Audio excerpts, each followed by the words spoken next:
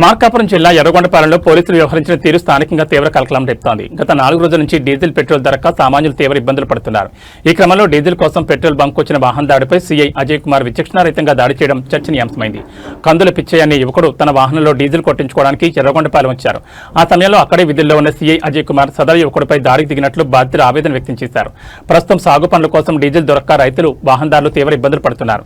ఇలాంటి క్లిష్ట పరిస్థితుల్లో సహాయం చేయాల్సింది పోయి బాధ్యతాయుతమైన పదవిలో ఉండి సామాన్యులపై భౌతిక దాడికి దిగడం పట్ల సర్వత్రా విమర్శలు వ్యక్తమవుతున్నాయి.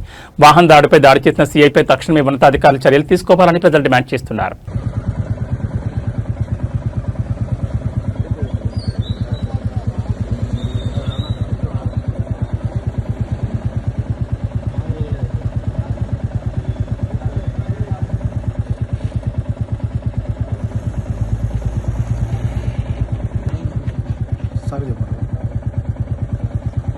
సార్ నేను డీజిల్ కోసం వచ్చాం సార్. మేము డీజిల్ కోసం వస్తే సీఏ గారు వచ్చి కొట్టారు సార్ మమ్మల్ని.